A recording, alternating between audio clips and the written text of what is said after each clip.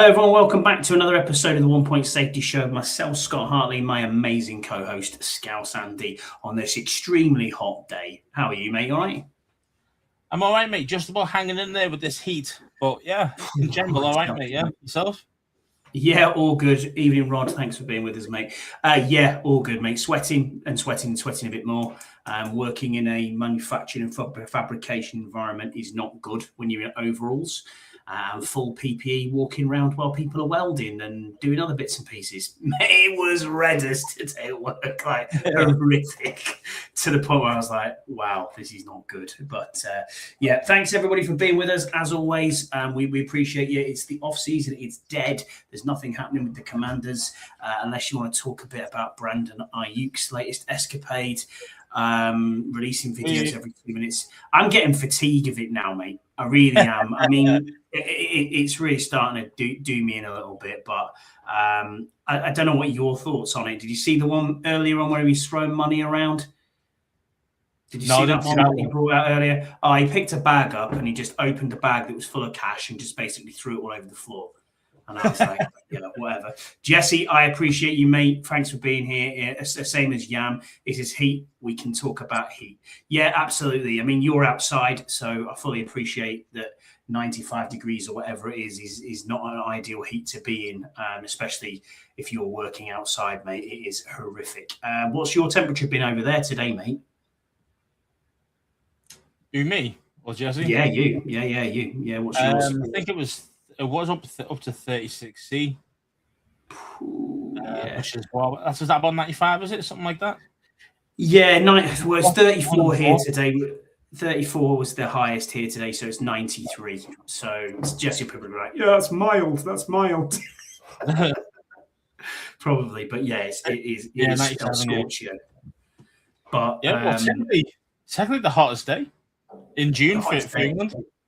Yeah, ever. I mean, I know it's hot. I know it's hotter down south. I appreciate that. A mile 34 in Glasgow. Same here, Rod. 34 here. So, but it's the humidity. That's the problem. 97% humidity. Absolute sweltering. But yeah, apart from that, it's your local weather report rundown there. But today, mate, yeah, I mean, we'll get into it. I suppose. I mean, Brandon Ayuk, as I said, throwing money around in one of his videos. He just put another video out about 20 minutes ago saying, "You can see me in the fall. Please go to www.commanders.com for tickets." Really? I was like, oh my god, wearing a Commanders hat. I mean, is he taking it too far now? Because clearly we don't have any, we don't have anything to do with him at the moment. He's not our player. He's not signed to the team. Is he losing face here? Would you be better off going with someone like Diggs rather than the drama that you're getting at the minute with Ayuk? Or is this just him trying to say, I've got to be home free? What are your thoughts on that, Scouse? Yeah, I just think it's all just legendary troll. Do you know what I mean? Like, that's all this is. I understand he's using the Commander's name to get that trolling of the Niners, but it's all fun, isn't it? It's all fun, isn't it? I mean, I understand the Niners fans will probably be pissed off, but the thing is, if I was a Niners fan, I knew months and months and months ago that Ayuk was not going to be here this year coming up. So, as a fan, I'd be like, well, he's not a Niner anymore, even though technically he still is. But you know what I mean? He's not going to play for us anymore. He doesn't want to play for us.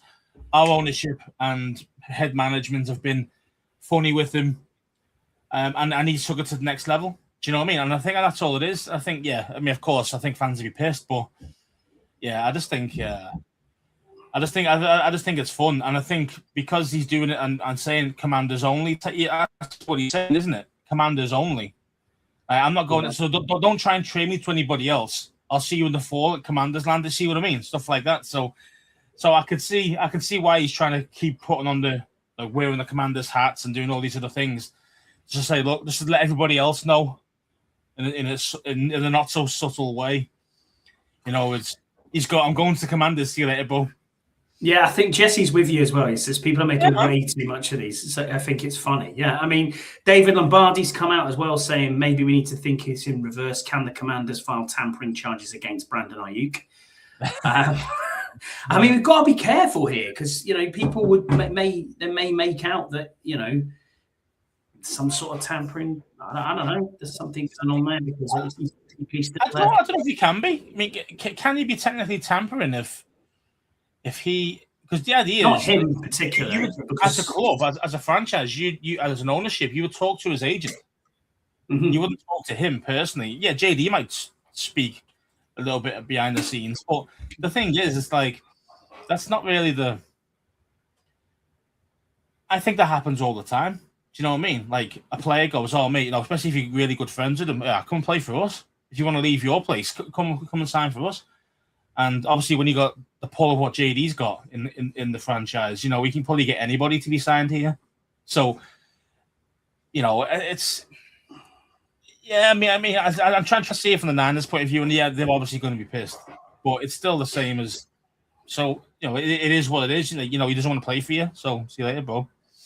Exactly. Rod put a couple of questions into us, and I'm going to read them now because we're on the topic of Brandon Ayuk. He said, "It's the case more and more. I get the feeling that the team are happy with the diversity of potential pass catchers we have due to the new scheme. This does actually help this does actually help the Ayuk situation, as it means we don't need to be ready by week 1, depending on if he comes or has Diggs in the wings. Given what I've just seen on X with Ayuk and the cash, answer me this: how does he align with what the Commanders want to do? It's red flags everywhere. The optics don't look good for Peters if this blew up in his face. As Scouse says, is the juice really worth the squeeze when Diggs is still there?" Yeah, I mean, I understand the point of view. I think it's just, for me, it's more about as a team of any team, any sports franchise, professionally, you're always looking for a better player, an upgrade in every position, really. Unless you've got Messi, you're not going to go, oh, you know what, I'm going to look for somebody else, maybe to try and replace this guy or that guy. It happens every year.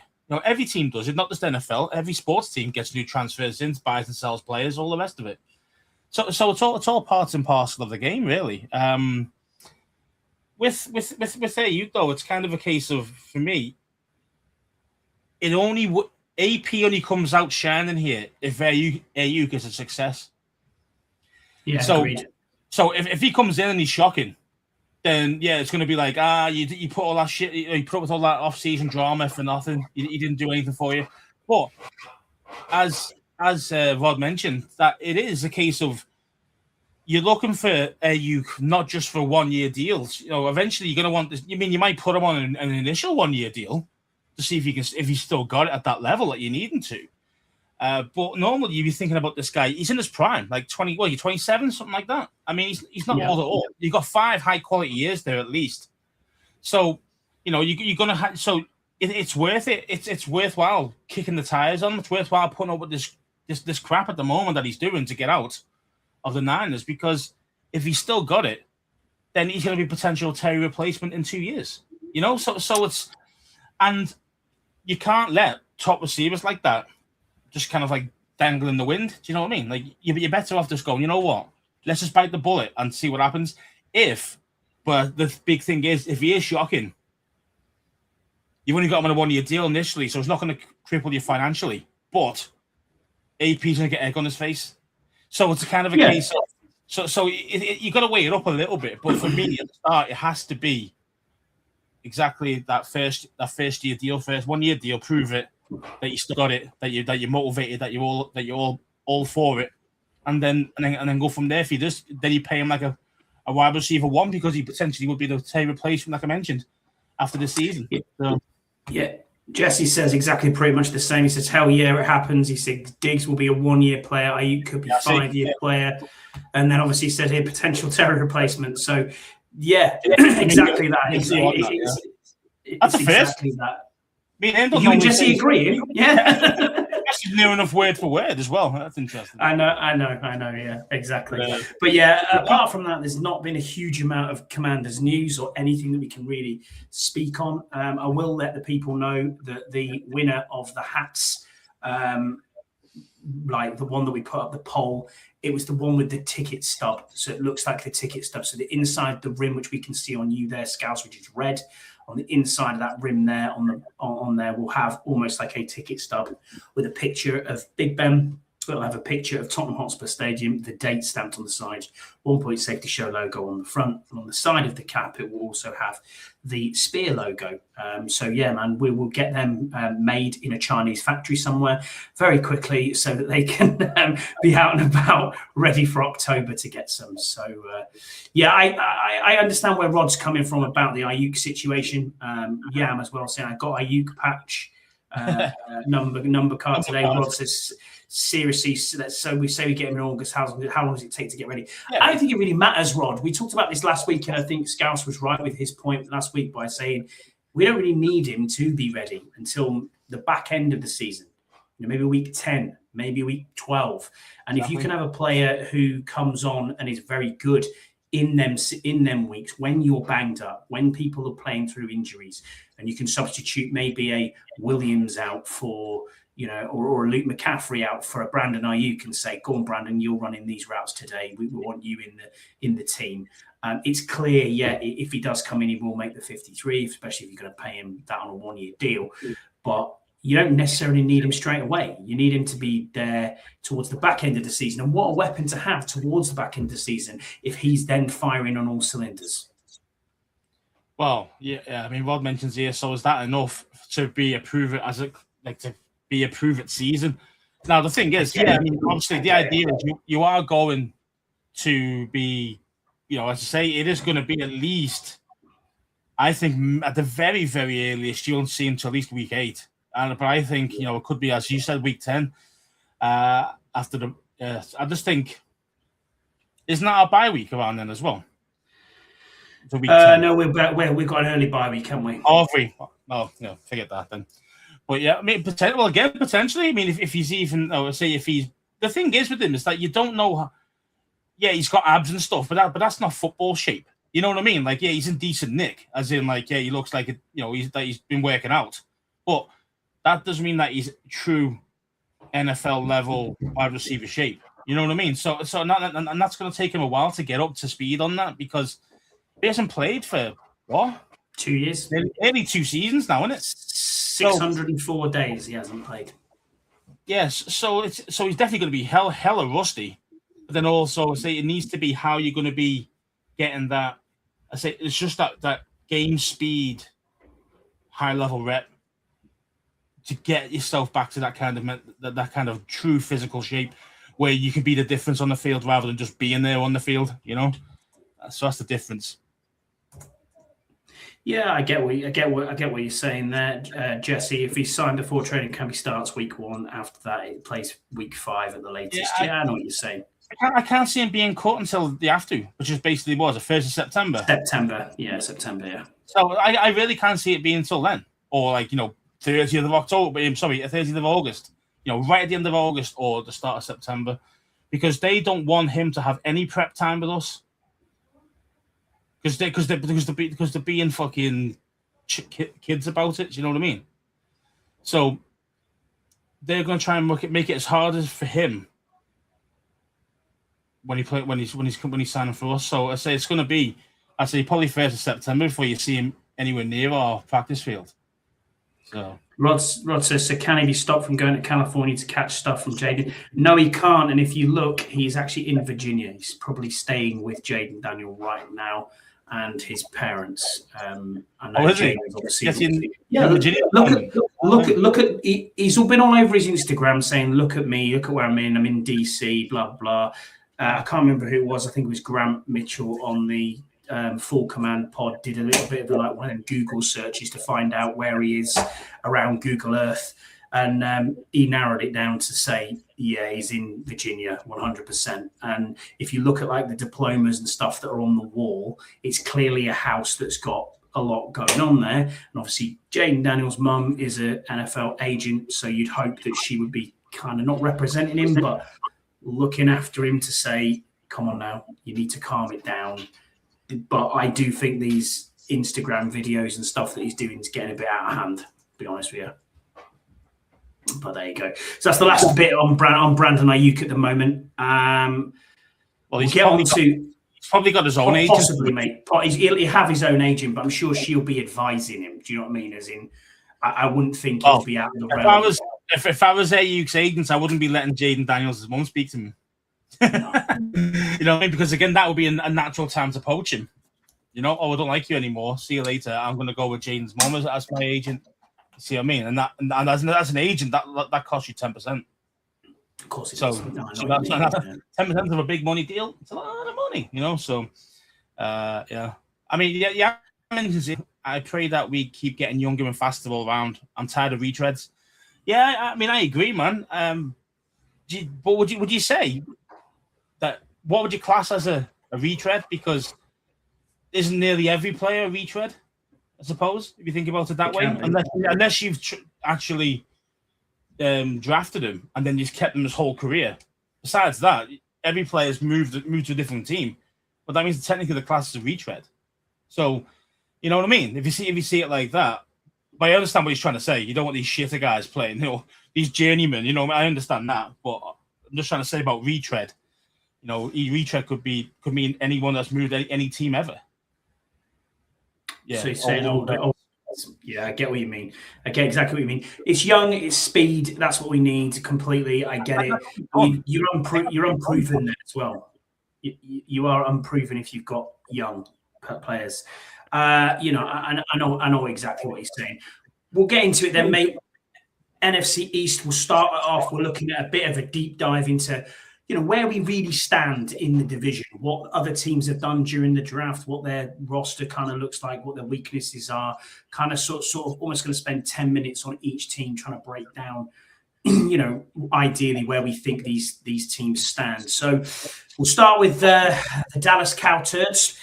They arguably landed, you know, one of the best defensive stars in the draft, their first round pick, 11th overall, Caleb Downs, safety out of Ohio State. Obviously, we talked a lot about him on here as well, so we're not going to labour the point on what sort of player he is.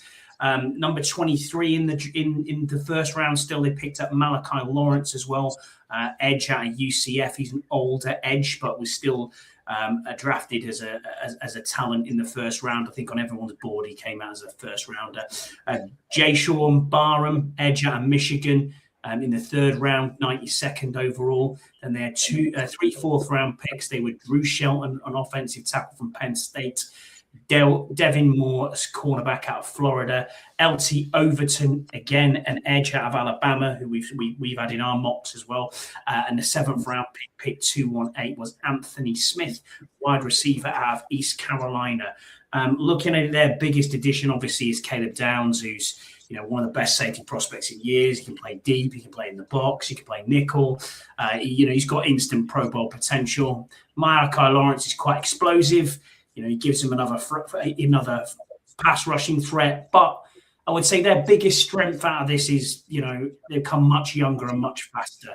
But what is their concerns for you? Or do you just think they don't really have any concerns, Scouts? I mean, I'm thinking when I'm looking at this team, and we all know they've got a solid offense. They always have. Do you know what I mean? Like, you know, the old line, you might think might not be as great as, you know, previous years and stuff like that. But if you can keep Dak upright, you know, they're always going to put points on the board. I mean, they've got two quality wide receivers out there. I mean, you know, guys who could burn anybody off. So,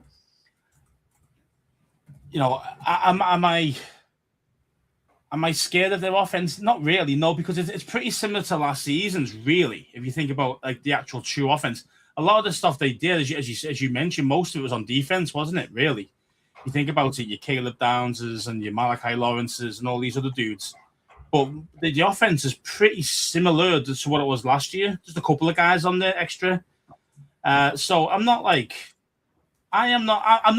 too worried, but you know that they're going to put points up on the board, barring any injuries to Dak.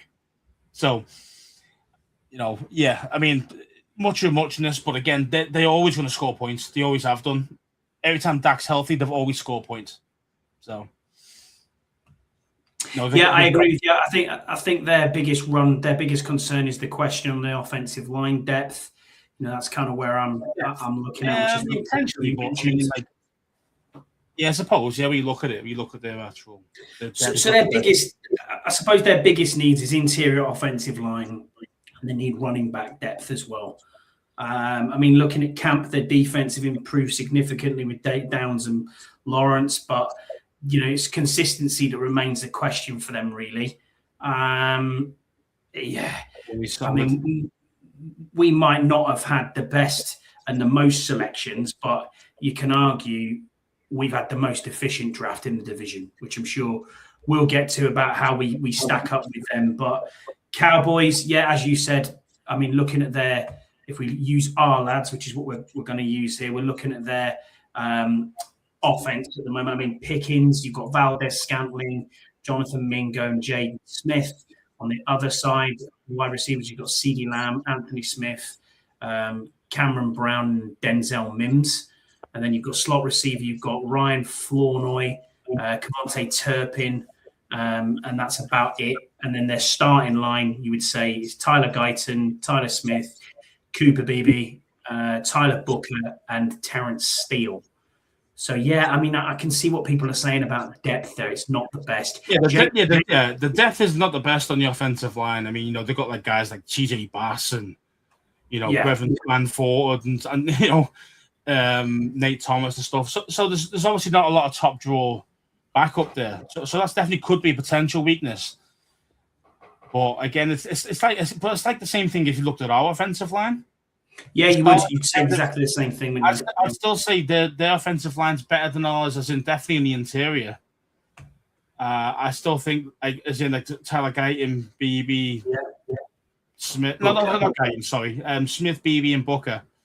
I think they're better. I think they're. You might say, well, Cosby's better than Booker. Well, okay, you can argue that one, but the center and the left guard, definitely Dallas is superior, and. As I say, but the thing is, Russ, is that we know that Dak is not as mobile as a Jaden, so we don't technically. Well, I hope we don't need to have an offensive line as good as theirs if theirs stays healthy. If that makes sense. Yeah, totally agree with you. Just answer Ian's question here. He said, "Do you think you'll do a UK roundtable again?" Trying to set it up, Ian. It's just around timings. A lot of the other shows, like the Eagles show, the Cowboys show, and the Giants one's running right now. So, the Giants do exactly the same time as us, don't they? Yeah, so it can be quite difficult because then they'll have to drop someone obviously off their show to come on ours. So that might be a bit tough. Rod says, there you go. There's a good question from Yam. He says, what are your honest odds of making a push for the division till proven otherwise the Eagles are still legitimate and will be a playoff team? Yeah. Because obviously we haven't gone through all the rosters yet, but I mean, I still think Eagles are the best team in our division. We've not mentioned it yet, but so honest odds of pushing for the division, as in true push, isn't really pushing to the end. I don't think it's going to be that short. The odds aren't going to be short. It's going to be quite long. I mean, I'd say a 10-1 shot really to be really pushing them for the division. Yeah, I think we can have a winning record, absolutely. And can we get a wild card spot? Yes, I agree with that. But it's going to be very tough to do. Whatever our pass rush needs to be very good, and so the secondary is more efficient. Yeah, God, I hate the Eagles. Says me too. Yep. You're not wrong. You're absolutely not wrong. Let's look onto the next one then that we talked about before. So the next one after the Cowboys in alphabetical order is the Giants. Now, first round, 5th overall, Arvell Reese, linebacker out of Ohio State. At 10, they took Francis Maui-Noah, offensive tackle out of Miami. 37, they got a very good cornerback in Colton Hood out of Tennessee. Malachi Fields, we obviously spoke about him as well in the 3rd round, 74 overall, wide receiver out of Notre Dame. 6th round pick, 186, Bobby Jameson Travis, defensive lineman out of Auburn. 192 in the 6th. J.C. Davis, an offensive tackle out of Illinois. And they took a linebacker, Jack Kelly, out of BYU at 193. Now, freak athlete in Arvell Reese. He can play multiple positions, linebacker, we know. Edge as well. He's almost like a Micah Parsons light type player. Should become the centerpiece, really, of their defense. You've got franchise left tackle potentially in Francis Mauigoa if he will protect the quarterback for a long, long time. I suppose their biggest strength is physicality of what they've come out of there, but I would say their biggest concern is the quarterback overall, long-term uncertainty. What are your thoughts on the Giants, mate? I mean, I'm actually really, really impressed with their draft. I really was. So am I. I think they've gone from a team of full of nobodies and no depth to actually a natural depth chart thinking they could do something here. Like, they really could.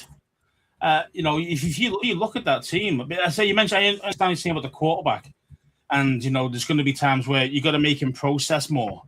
So otherwise, during the play, I mean, because that he tends to mess up, he tends to just bail out and run quite quickly. Yeah, so that's his thing. So if you can make him, hold him to the ball, make him process the field a little bit, the extra second longer, I think he'll fail. I think he'll fail. But until then, and obviously you got to look out for the escape hatch because that's what he's going to try and do.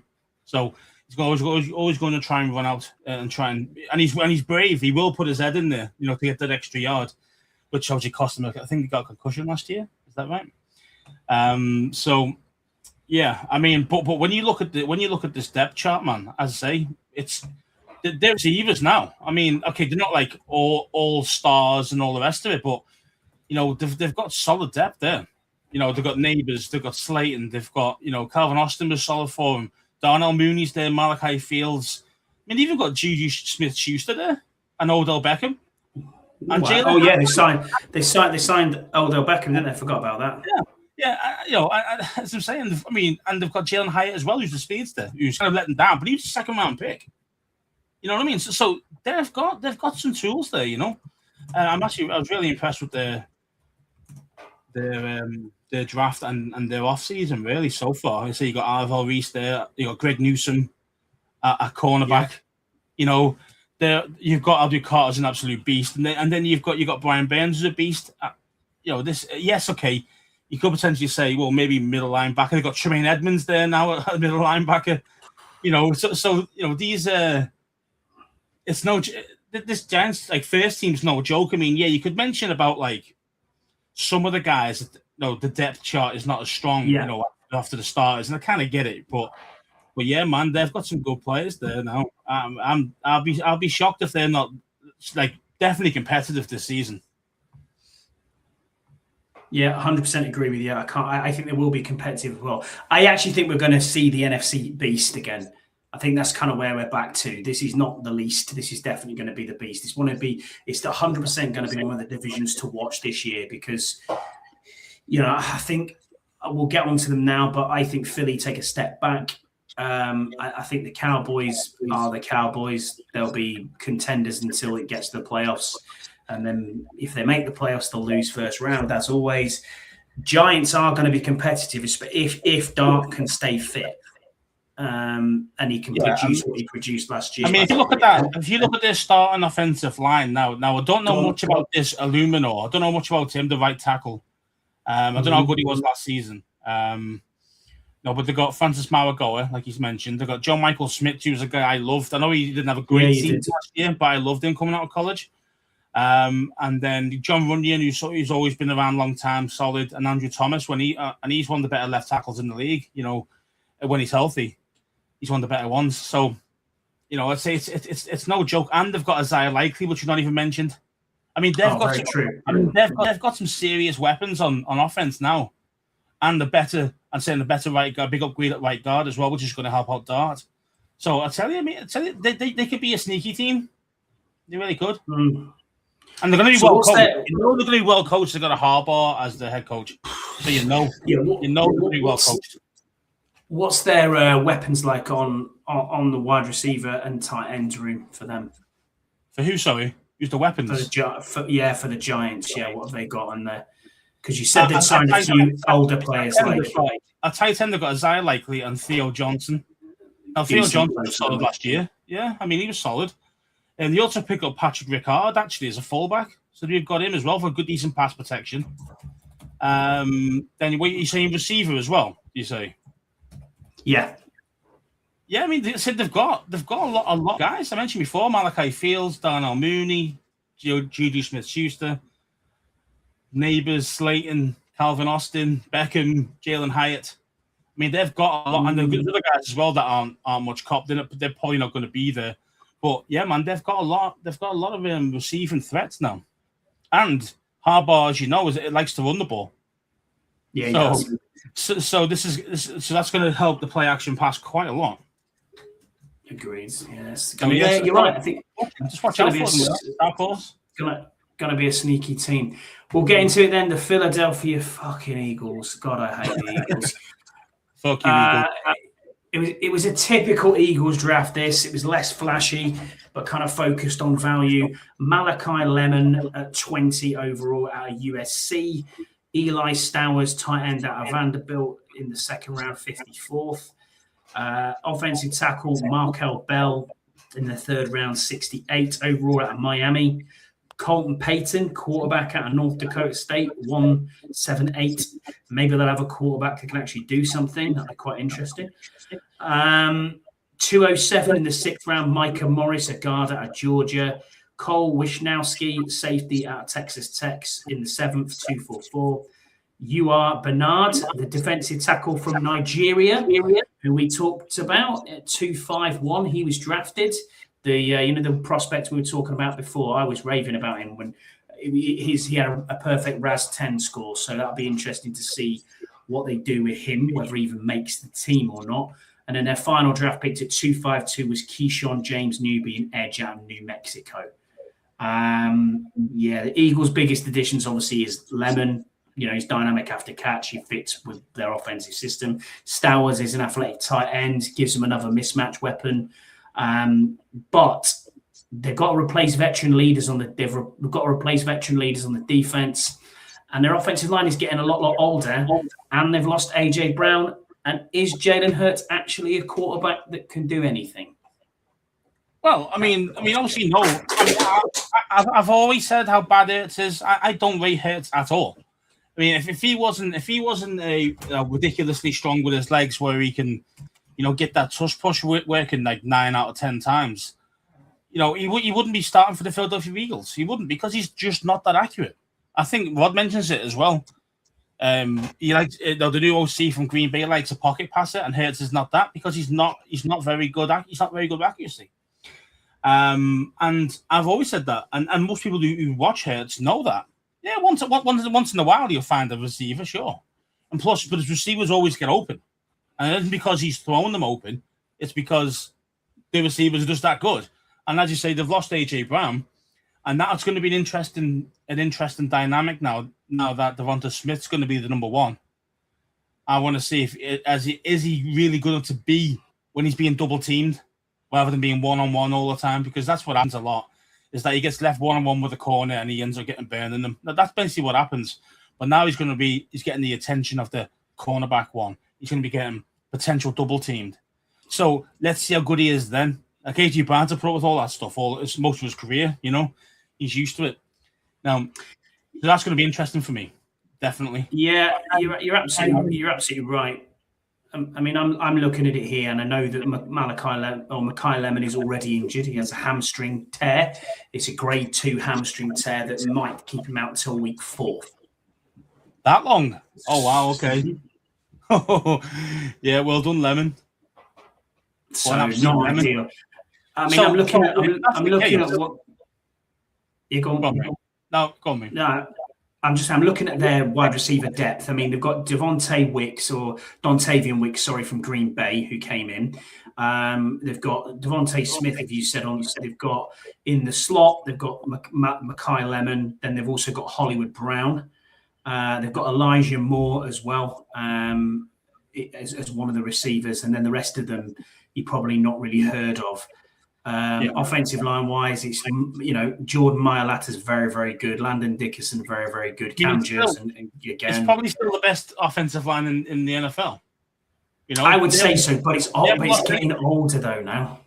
It is. I mean, Lane Johnson must be about 40 now. I mean, he's been around that long. Ridiculous. Yeah. I mean, I don't know how old. I mean, Jurgens is reasonably he's coming into his prime. Jurgens was a second round pick, but he wasn't because of obviously Kelsey being there for a long time. The Jurgens didn't really get the chance besides playing a few games at guard. And then then obviously became full-time starter last season, Jurgen. So he's not that old really. And then you've got Michael Arthur. Is he old? I don't think so. I'm not sure. I'm not exactly sure how old he is. He's 29. Okay, so he's okay. for a long time as a tackle. And then Landon Dickerson, how old is he? Let's have a look at him. 27. So these guys are not really, they're going nowhere for the most part. Maybe I overrated it then. I mean, I know Jurgensen's injured a lot as well. So, and that's Jurgens. Yeah, I know they got injured a hell of a lot. So it's one of them where you've got, was it Lane Johnson who's injured a lot? I can't remember which one round it was. They just need to. Johnson's 36. Yeah, that's probably who it was. But I mean, I don't know, mate. Maybe I've overestimated that. Maybe it's just a bit of depth. That's an offensive line. It's still the best. It's still the best. I mean, yeah, you could look at the backups. Yeah, there's not much there really. But as you said, they drafted two, didn't they? One guard, one tackle. So they're trying to get a bit younger there on the backup side of things. So that makes sense, being that the other guys probably aren't going to cut it. Who's on this roster here? Yeah, man. I mean, I just think, yeah, their receivers have obviously. I think they've dropped. Obviously, when you lose AJ, you're always going to drop a slight level. But in saying that, if Lemon can be the slot receiver that he was in college, with that great kind of initial burst, yeah, you might cause some problems. Dontavian Wicks, I'm not a huge fan of Wicks. Neither am I. But again, he paid big money, didn't he? So obviously they must rate him. So he's going to get the ball. Hurt's going to try and find him. So we'll see how good he is this year. So he's probably a slight question mark on their starters on the offensive line. It's probably Wicks and Lemon if he's healthy and stuff. But everybody else is kind of solid. You know what I mean? Yeah, agreed with you. I mean, I'm going to put a poll in here now and just look at. I'll run it and see what the chat says, but I'll also ask for comments in there as well. I mean, who's going to be the best rookie in this division? I'm only going to put on the top four. I'll create the poll now and I'll start it and I'll show it. So it's 1 for Styles, 2 for Downs, 3 for Reese, 4 for Lemon. All you have to put in is the number 1, 2, 3, or 4 to cast your vote in the poll, and then we'll look at it straight away. Styles, yeah, okay, fine. No bias. No bias at all. No, I get it. It is what it is. We'll find out, man. We'll find out what happens with it, but. Well, it looks like every vote is for Styles at the minute, so that's pretty interesting. Yeah, every single one is a Styles vote. How do we stack up here, then, man? I mean, I think the biggest steals out of this are Antonio Williams. I think Colton Hood's very, very good for the Giants. Jay Sean Barham for the Cowboys and Eli Stowers for the Eagles as well. I mean, I think very, very good people there. Yeah, I think with Eli Stowers, I mean, I think he'd get some game time, but obviously Goddard's still the man. So, I mean, you don't expect him to be amazing this first season, Stowers, just purely because, say, Goddard's still there. So, don't expect amazing from him. The other guys, I mean, it's tough, man. It's tough. It's going to be a tough. What's we're looking for? A tough season ahead. I think it's going to be interesting. I definitely think there's going to be more NFC beast more than NFC least. Mm-hmm. Where do we stack up against them? I'd probably still say we're third out of the 4. I still think Giants are just a little bit behind, but again, I wouldn't be surprised if they did really well this year. Like I mentioned earlier. I think we could be, as in our division, could be what the NFC West was last year. Agree. Yeah, that's exactly where I agree with that. Three teams can make the playoffs, those type things. I really do. So Don't forget to like and subscribe and do all them good things for us while we're here. But while you're in the chat, or if you're listening or you're commenting, comment on YouTube if you're listening later. Tell us your division. You know, who's first, who's second, who's third, who's fourth. Me and Scouse will go through it now. I mean, for me, I think that the Eagles will win the division. I think we'll finish second. I think the Cowboys will finish third. And I think the Giants will finish fourth. What says you? I think we will reverse it. I think Eagles still first, but then I do think that Dallas finished second, we finished third. That's where I think Dallas just still have a bit more than us at the moment. Just purely on that offensive power, is that what you're going off? Offensive power, yeah. I mean, to be fair, the defense is looking better. I mean, it's still not amazing, but it's definitely looking better. So is ours, to be fair. You know, we haven't even mentioned our team today, but it's just like, yeah, let's hope so. I mean, I'll take that. I mean, there's still nothing for me. Eagles finishing third. I'd shake your hand right now. Agreed. Unfortunately, I just can't see it. You know, they're still the best team out. Still got the best offensive line, which is going to give Hurts all the time in the world that he's going to need because he's not accurate to get things done, and that's just how it works. And possibly they've still got Barkley. You know what I mean? Like we haven't mentioned him yet. You know what I mean? Like you can, but their wide receivers are not as scary as they were last year. Just because that's it. Everyone's had to go up one, everyone's had to move up a slot. You know, and I think that's where he could fall, but we'll see. So how many teams do you see making the playoffs out of this division then, Scouts? That's another question. I think three. I genuinely believe. I think three will get in. I think three could make it, yeah, I really do. I think three could technically make it. I think we could be basically the NFC West from last year. I think we could. I don't think the Niners are going to be amazing this year. I think they're going to, they might be, not going to be awful, but they're going to be borderline playoff team. I think Seattle's obviously one of the best teams in the league. I don't think they've lost too many guys from that Super Bowl winning team. I saw they're going to be there. They're going to be deep into the playoffs, but the other ones are waste. I think the other ones are waste of time in that division. I mean, I know you can say the Rams, but again, and the Rams are going all in as well because we know Stafford's only got maybe 1 to 2 years left. Miles Garrett, I'll give you. Yeah, true. That makes a difference. It does make a difference, like, and especially if Thingio's coming back as well, Aaron Donald. Correct. Because they've been saying that he's been trained to see he might want to come back and play. So that's it. So that the Rams could be the interesting one there, you know. So I think 2 from them could probably go through. I think Niners might miss out when you think about it, and that's normally hard to say. But I mean, you know, who's the fourth team in that division? Arizona. Oh, of course it is the Cardinals. Yeah, they're going to be nothing. They're going to be chump change again this year. Dire. Yeah. If he is coming back, Rod, that's a definite scary defensive line, then, isn't it? I know they lost Jared Verse, didn't he? Was part of the trade. They did. Yeah, part of the trade to the. And I thought Jared Verse is a good player, but he's not. He's not Myles Garrett. Well, yeah, but they give up a lot to get him and a lot of money. and that just shows you exactly how far in they are. Do you know what I mean? So yeah, they're all in again. I mean, to be fair, with fair play to the Rams, I mean, that's what they're always about. Have you noticed that?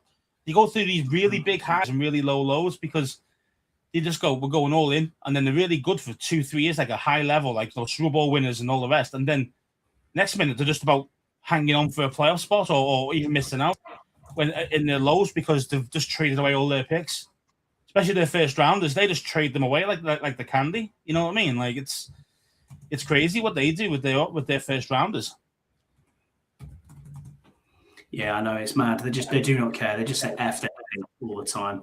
I mean, I'm thinking I might do a poll here, or I might put something in. Basically, the poll there of all of our follows, every single one said Sonny Styles. So I'm not even gonna put it up. So that poll is now officially over. Not a single person said anybody else. Wiggy, we got yours as well, and we got Rod's as well on there saying where they think they'd finish. I mean, I wouldn't say no to that. I wouldn't say no to that, Wiggy. Tell you. Yeah, I know. Me too. I think next week what we should do is probably have maybe a deeper dive into each division and say who do we think will win divisions, who do we think will be playoff teams, maybe do our like very, very early pre-camp predictions, you know what I mean, and just say who maybe not playoffs, but who'll be division winners, and then maybe let's look at things like some big contracts that have been given out in the off season, and who we think's made a step up, and who we think don't, because obviously there's not a great deal to talk about, Scouse. So I think we'll be going in and around the league as a whole coming up for the next couple of weeks until we get back into training camp officially. We'll get on to our fan questions then that have been submitted in. There's only a few of them, which is great. We appreciate it. It is summer, so it's everyone's time there. The first one is from Paul Fiander Turner. He is at Having a Radox. He said, do you think DQ rotates the captains again this year for each game? I mean, to answer this question, I think yes. I think he will. I think he'll continue with that trend and that trait. However, I don't think it matters. Do you know what I mean? Like, most of these players are leaders anyway. Do you know what I mean? Like, so what's the difference having a C on your shirt for that game because you trained well that week? I mean, I understand that it's a small, like, kind of boost, and yeah, well done this week and all this, and I'm happy with what you're doing. I get that. Maybe a bit of morale booster, maybe. But, I mean, to be fair, your captain should be your captain, and that is it. You know what I mean? Like, I'm old school from that. It should be one on the offense, one on the defense, and that's it. It shouldn't be anybody else. And it shouldn't be continuing to change it around. Just because, I liked it. You know what I mean? I liked it. I liked the fact that the captains would change around every week. Off someone who played well the week before, as you said, it's a booster. For me, I don't mind it at all. But as you said, it's about leadership, and continuity of leadership needs to be there continually. You don't see on your shirt to be a captain. You know what I mean? Like, true. Yeah, I know. You know, so that's why I think it's a bit. Sometimes you can water down the captaincy where like in soccer or football as we know it, is, a captain is like normally one of your best players, and it's normally like a true leader of men, a full team of men. You know what I mean? Whereas, and some guys are leaders, but without having the captain's armband. You know what I mean? Like it's just you either got it or you haven't. You know what I mean? And I think not every player is built to be the leader and built to be the captain. In any sport, and so sometimes pushing that onto somebody might not be the best thing as well. Sometimes you got to give somebody the captaincy for that week just because he trained well or he was doing well doesn't mean that he's going to be a good captain. So it's kind of I always think stick with your most tried and trusted players with that, if that makes sense. And then obviously if a guy's injured, then yeah, sure, maybe give another guy a shot. You know what I mean? Like that's fine, but I'm not a huge fan of it keeping just rotating between people. I don't really think that's great. Rod says, how many guys wear the C? It's 3 per week, normally one from specials, one from offense, one from defense. And then Rod says, do weekly captains wear the C as the main captains are still the leaders in the locker room? Yeah, they do wear a C on their jersey for that week. See, because that's the thing, isn't it? Because when you look at like the jerseys, you get like a C, and then they got like, is it like 5 marks underneath it, whatever that means? Like, it's not star, but it goes in a different. It's a different color. It's like gold, isn't it? Yeah. The amount of years you've been a captain. So the normal C would be on our white jerseys is a burgundy C. Yeah. If you're a brand new captain, but if you've had that for 5 years, it used to be that would then be gold. How that's gone, I don't know now. I honestly don't know. It's like little marks underneath, isn't it? Like some guys have like full blown bang, and then the other ones have got like just a hollowed out C on the shirt, and it's just like, well, it's almost like a Champions League win, isn't it? You know what I mean? Or how many times you've won the Premier League? Now you've got the stars. You get your 5. How many burgers you've flipped in McDonald's? You know what I mean? So, yeah, you're not wrong. Yeah, I just think it's because obviously you got the overall captain, because there's got to be an overall one who's the overall leader, which normally goes down to the quarterback usually. Not always, but usually. So Jaden will probably have a big gold C on his chest this year, whereas last year he had C, but then like a mark underneath, like a little 1 or whatever. I don't know what it is. I don't know if it's a star or it's like a little marker. I don't know what it is. Yeah, it is. You're right. It's like a star, and it's got like 1 or 2 stars underneath it. So I'm reading up right now. It says NFL Rule 18 details the guidelines for captains. Within the rule, there are 4 articles to pertain: number of team captains, coin toss, choice of penalty option, and change of team captains. So the coin toss procedure, we can send as many as 6 team captains to the center of the field. On each team, 1 captain is designated as the speaking captain of the delegation, visiting, and then it goes on about the referee, which we know about, and then you get a choice on there. The C patch, players who've been named a captain typically wear a C patch on their jersey, standard design by all teams. The patches are team colours and are worn on the front or left or right breast pocket. And the number of gold stars on the patch represents the number of years that the player has been named a captain by a team. If he has been named a captain for longer than 4 years, the C on the patch is gold.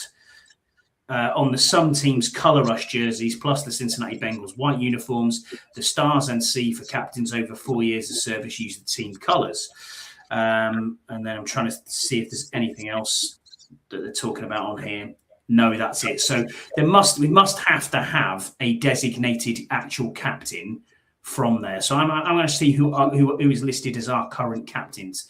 It just says appointed weekly. It doesn't even say who it is. Yeah, see, that's weird for me, because obviously you've got some guys have got seniority there. Terry's been there his whole career, so he's what? How many years into his career now? He's over 5 years. Yeah. Yeah. So he would be if he is a captain that week, he'd have the gold C on his chest. Yeah, because he's been there 5 years. And he's probably been a captain for probably 5 out of those 7 years as well that he's been there. So, but then everybody else, you're kind of looking down and going, who's been there long? Who's been in this roster that kind of time? I mean, you might go Revo, maybe. Revo's been around. Tressway's been around a long time. Who else? Okay. Who else has been there? Like you could say at least 5 years minimum at our Daron Payne. Payne. Maybe Cosme's getting up there now. Yeah, probably Cosme, because he did get a second contract, didn't he? So he's probably one as well. But it's not many. That's pretty much it. That's pretty much it, mate. Yeah, not many. So I'm reading up on this from what our team's standpoint, which obviously everyone's tuned in to want to know why. So basically, we wrote to the NFL to ask for, not for a rule change, to ask for special dispensation around weekly captains, which was accepted. But what the rule and what the NFL stipulated was, if we get to the postseason, then we must name permanent captains throughout the postseason. Okay. So you can basically do what you want from game day, but when you get to the postseason, you have to have captains. Tress has 4 stars. Rotation has prevented him from getting his 5th star. Okay, and that's it. Because Tress has been there like 10 years, hasn't he? Oh, keep going. I don't know how. When was Tress Way signed for us? I'm sure it was 10 years ago. It's I think it's even longer than that. Tress Way. I'm trying to have a look now. That's terrible. That we don't even know how long our best player is. You know what I mean? Going through those horrible times, man. He has been our best player. I mean, 2014, August the 20th, he was claimed off waivers. 2014. 2014, yeah. So 12 years he's been with us. 12 years. Yeah. So this is his 12th season. Yeah, Chicago let him go. That's mad, isn't it? 12th season with us, and he only lasted an off-season training program with Chicago. Yeah. So there you go. Interesting. But great question anyway. Next question that we've got in then, mate, is from Aled, Wales commander. You find him on Twitter. He's got a Wales, the dragon, and the commander's logo in the middle of it. So go and go give Aled a follow. He loves an away day scout, doesn't he, that lad? He loves it. The question as well. He loves losing too. Again? Oh yeah, every game he goes to, we seem to lose. So don't come to London for the game, mate, against the Colts, please, Alex. I'm only kidding. He says we seem to be in a strong position at running back, but the wide receiver room isn't as deep. Can we still be successful with the balance, or do we need to strengthen our weaker areas to maximize the offense? Well, yeah, we probably have mentioned it before, just purely because of the AU thing. I do think. Yeah.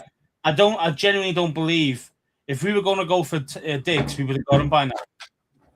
We would have got him by now. Because why wouldn't you? I just don't think he'd be like, what's the point? I think we're all in on AU. I do think that's a September signing. I do. And so. It's not as deep as the RB room. He's right. We have got a lot of bodies, and we do have some talent there. It's just it'd be a hell of a lot better if you had Ayuk there at that wide receiver 2, who can then be the successor to Terry going forward. I'm looking 2 years, 3 years down the line here. And then you're drafting one, aren't you? From there, yeah, he's probably going to draft one at some point as well. To replace him as wide receiver 2, unless one of the other boys step up. Maybe McCaffrey becomes good enough or whatever. You just don't know. But I think to your point there, Alid, and to Yam as well, who's in our chat at the minute, he also put in, what would you give out of 10 your score for the wide receiver room? And I said a 5 out of 10, which is kind of almost where we are. We have one elite prospect in Terry, who had a poor season last year, was injured. You've got no idea what anyone else really brings to the table. They're all young. They all have their own. Yeah, they're all young. They all have their specific roles. So if you look at like Jalen Lane, he's a punt returner. If you look at Luke McCaffrey, he's the kick returner. But also they can interchange and do well as there. Antonio Williams is the biggest question mark. We don't know what he's going to bring, and hopefully it's a lot. Hopefully this kid comes in and yeah, man, he'd be well away. Wiggy says Neighbours to be Terry's successor. Don't be surprised if that happens. Yeah, man, I wouldn't be. I wouldn't be averse. He'd have a shoe team back, wouldn't he? You'd have AU Neighbours, and you'd have White as well. No, they were with him at Arizona State, mate, rather than LSU. It was Brian. It was Brian Thomas Jr. Neighbours were Terry's. Were Jayden's wide receivers from there. So get Brian Thomas Jr. as well. Bring them all in. Turn up to 11. yeah, turn it up, man. Yeah, definitely. I mean, that's the thing. I mean, if you bought somebody like Neighbours in, Neighbours and Ayuk, because by that time, Terry probably be gone by that time, that he could potentially be available. Neighbours, to come and get. It would be, that'd be tasty. Especially with Chig. I'm not even mentioning Chig. That's the point. Tight end, tight end, and obviously out the backfield, you still got White as well, who's a good, good passing, good receiving back. Sorry, shall I say? Mm-hmm.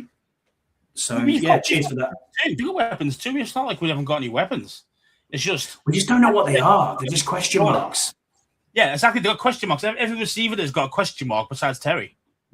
I think Terry's boss. You know what I mean? That's what I'm saying. I think Terry's got a question mark, obviously, after last season. But I put that down. I put that down to be basically not being on the field enough in the preseason, in the off season. And that's obviously because of his contract situation. I blame most of that on that, because he has never been injured before that. All of a sudden he holds out, and he holds out long. You know what I mean? Not just a couple of weeks like the first time round. It was like, long term wasn't there. Training on his own out the way, and it's just different. It's just different when you're not playing with your own teammates doing it at the highest levels. And I think that's what got him hurt. Being honest, I do. I still think his body was truly tuned in perfect, and that's why he pulled his groin there. You know what I mean? And his quad and hip flexor.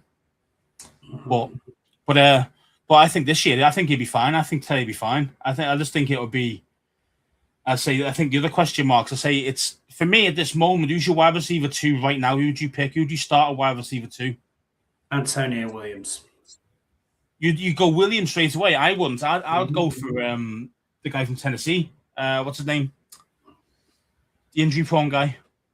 Oh, yeah. Burks. Yeah, I'll go Treylon Burks. He would be my wide receiver 2 right now, and I'd probably have Williams at 3. That'd probably be my first, my starting kind of 3 receivers. I don't disagree with that. I don't disagree with that.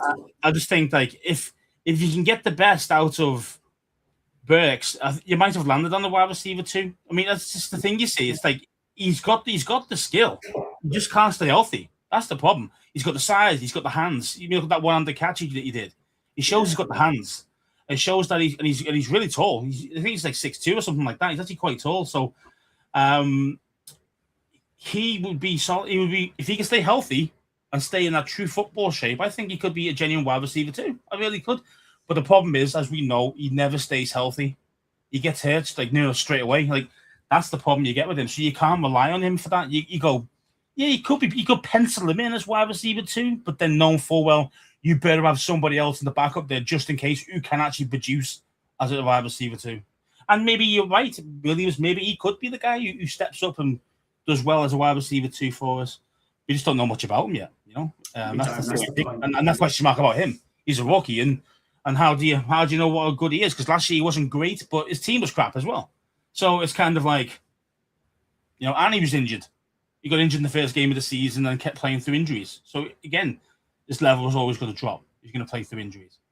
So, you know, there's a lot of nuance to him. And then, as we know with the other guys, you mentioned themselves, the other dudes, you know, your McCaffreys and your Lanes, you know what they're about. They're mostly on special teams, mostly kick return, punt return.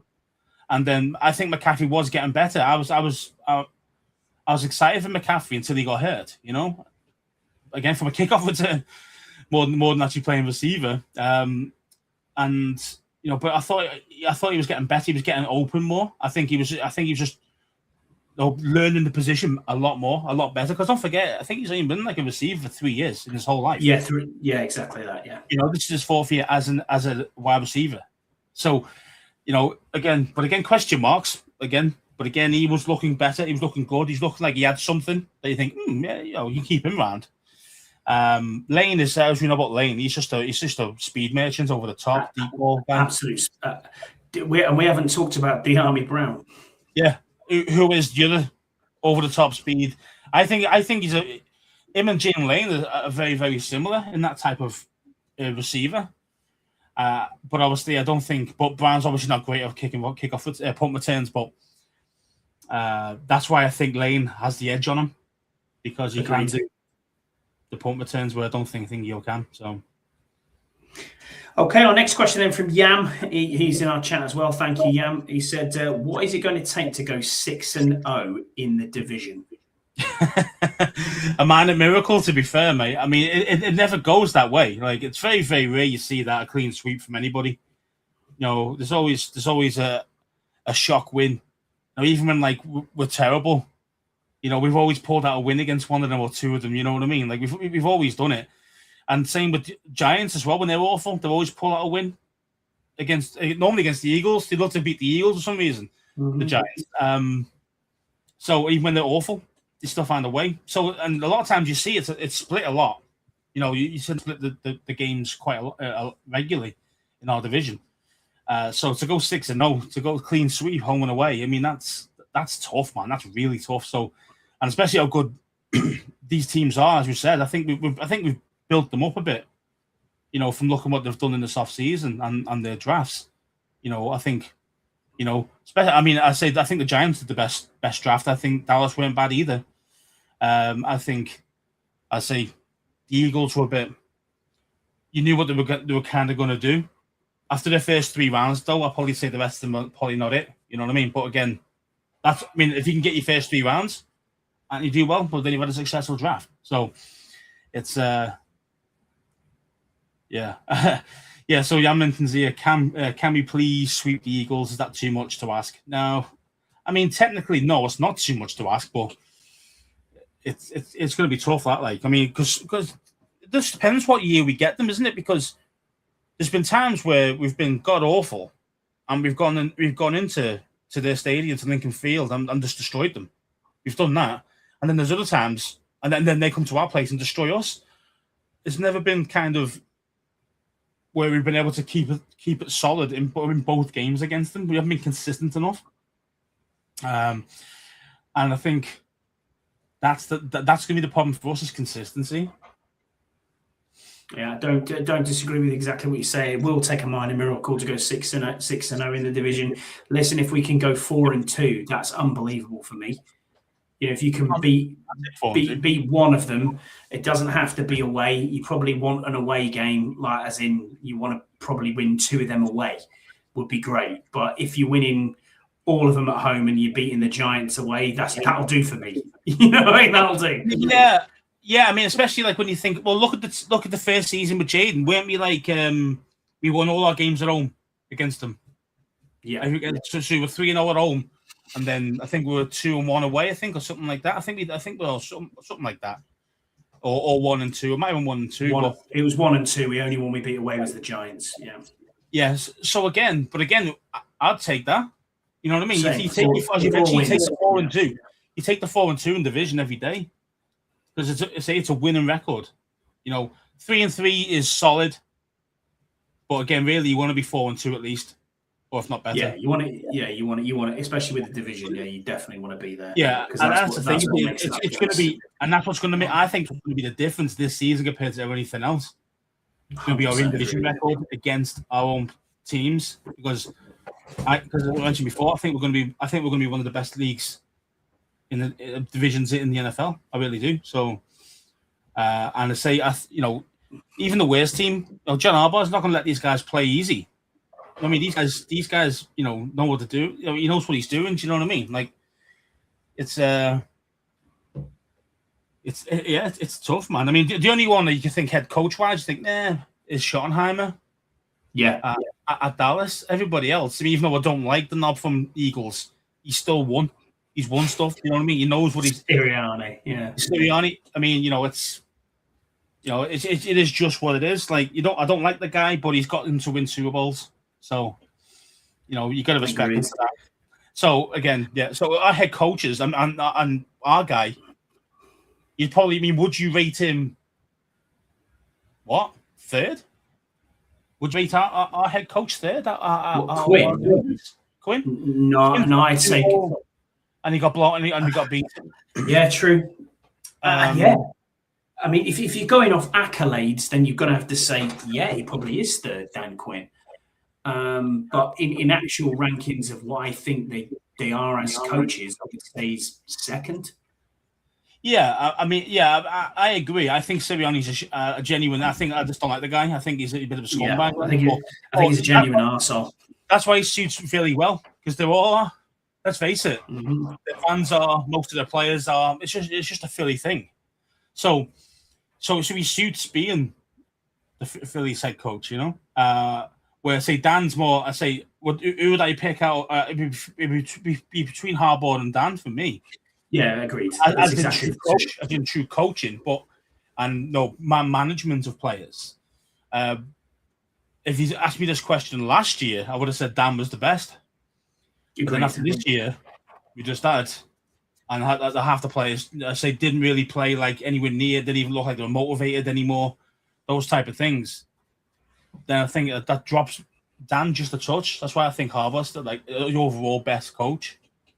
So that's my rating anyway.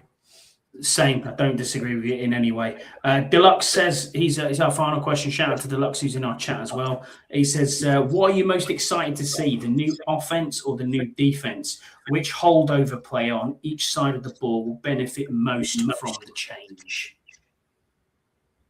So, who do I think is going to be better? I think our defense is going to be a lot better than it was last year. I think. Which one are you most excited to see? The offense or the defense? The defense, yeah. Me too. That's what I'm looking for. I'm looking because let's face our defense last year was trash. Let's face it, pure trash. 31st. So, yeah, exactly. You might as well call it in 51st. Do you know what I mean? Like it was just absolute joke. So it's one of them for me. Obviously we've got a low bar, so that's going to help the new defensive coordinator. That as long as you're better than last year, then it's going to be a successful season for you. And it's going to be okay. You're going to get a pat on the back. as the defensive coordinator. But I am excited to see it because we have invested a lot in defense. Yes, we're still a bit short in certain areas, as in depth wise, but starting guys it's pretty solid. It's a pretty solid defense now, and it's hybrid as well. So it's going to be hard for these other teams to kind of pick up on what we're doing.